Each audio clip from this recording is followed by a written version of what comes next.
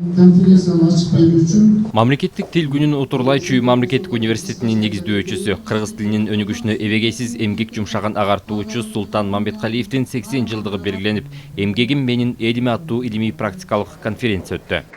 Мамлекеттик тилди интенсивдүү тез окутуунун методикасын иштеп чыккан бул Султан агайыбыздын кыргыз тилин тез окутуу методикасы бүгүнкү күндө дагы биздин университетте жана жалпы республикабыздын айрым жерлеринде методикасы колдонуп жатат. 1989 жылдын 22 сентябрында Кыргыз ССР Жогорку Советинин сессиясы ачылды. Сессияда кыргыз тилинин тагдыры чечилет. Мындан туура 33 жыл мурун 1989 жылдын 23 сентябрында мамлекеттик тил жөнүндө мыйзам кабыл алынган. Ал кезде бул кадамга баруунун өзү чоң эрктүүлүктү талап кылганын айтат серепчилер. Кыргыз ССРинин мамлекеттик тили жөнүндөгү закондун долбоору добушка коюлду. Депутаттар аны бир добуштан кабыл алышты. 33 жылдын ичинде кыргыз тилинин өзгөчө баалуулуктарын белгилеп коюшубуз керек.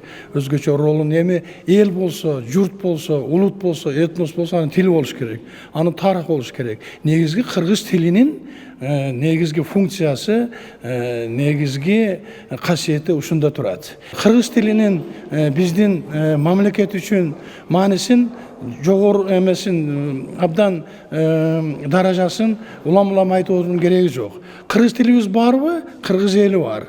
Кыргыз эли барбы? Кыргыз мамлекети бар. Ушул баардыгы ушундай байланыштуу да. Мамлекет тарабынан улуттук тилдин өсүп өнүгүүсү үчүн баардык камкордуктар көрүлүп, айрыкча анын укуктук, социалдык негиздери бекемделип, ар тараптуу шарттар түзүлүүдө.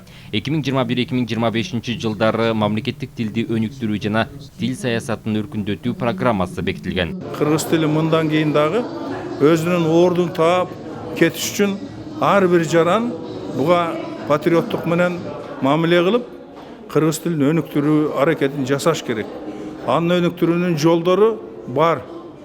Жолдору мурдагыдай эмес. Албетте жаңыча мамиле жасаш керек. Электрондук талаада мейкиндиктерди ээлеш керек. Эми бул албетте өзүнчө сөз. Мен кайрадан элибизди ушул улуу майрам менен куттуктайм.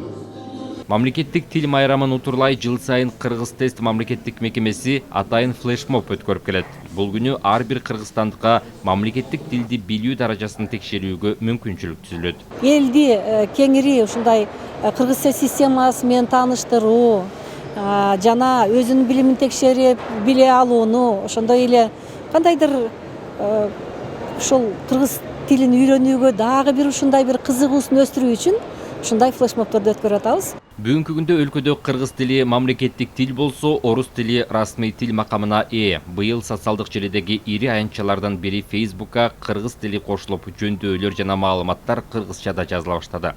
2015 жылы кыргыз тили Google котормо платформасына кошулган. Тутан Мелисов, Нуркамил Асанов, Ала Той 24.